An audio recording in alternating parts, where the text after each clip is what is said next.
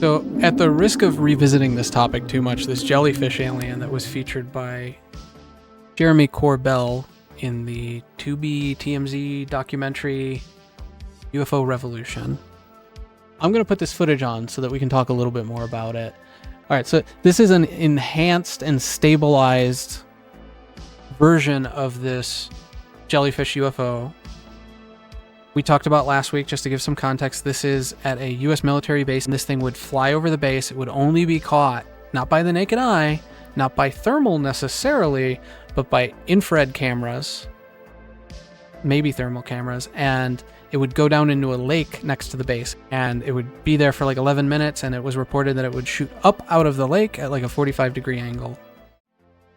The original footage is up in the corner now. Is that the original recording? No, that's the original leaked recording. So what we were looking at last week, it appears, was somebody who captured this from government equipment with their own camera. So you're looking at a lens looking at a screen. And this is the enhanced and stabilized version of it, so we can get a little bit of a better view of this thing. And we talked last week about, certain materials that are transparent to the naked eye will easily show up when infrared refracts off of them. Information that I found particularly interesting, though.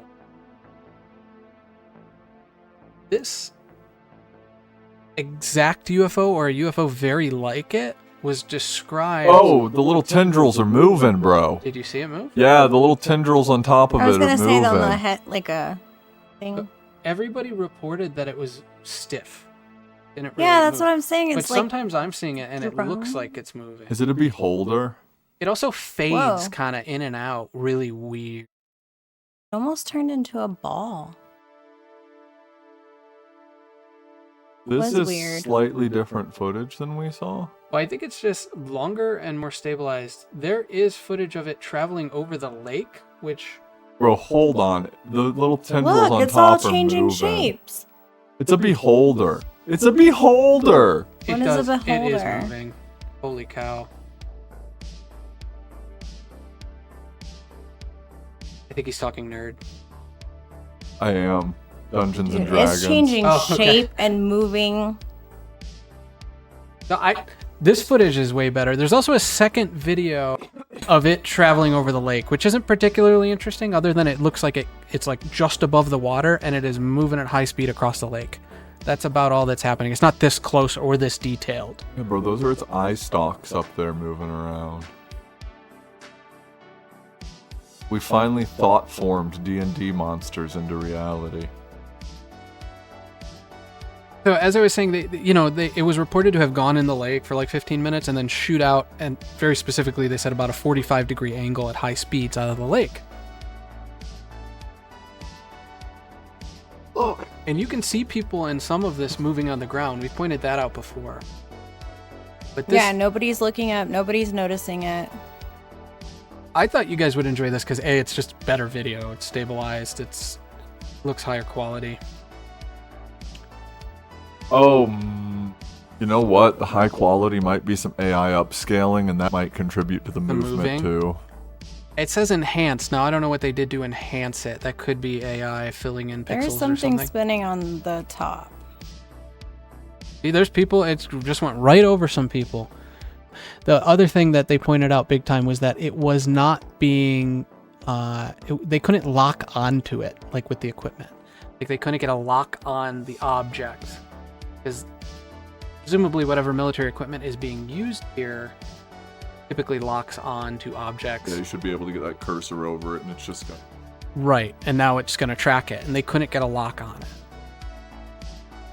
But one of the more interesting things that I've heard about this is reportedly UFO just like this was seen at U.S. nuclear facilities, specifically nuclear silos. Uh-oh. And according to Jeremy Corbell, he actually name-dropped Pantex.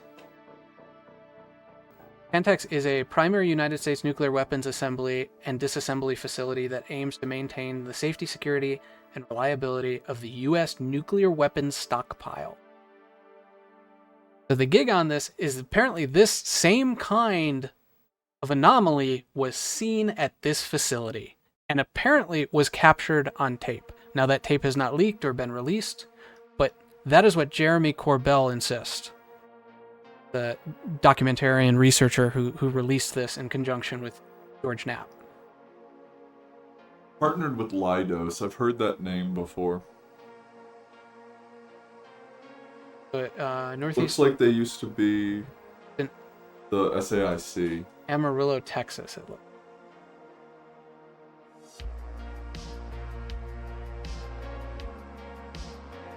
Picture of the facility. I mean, these look like underground silos to me. Maybe I'm wrong. What do you think? Yeah, they are. Yeah. Agreed. So that's what they're saying, is that this thing was seen there. I have a hypothesis. Last week I said this is a drone.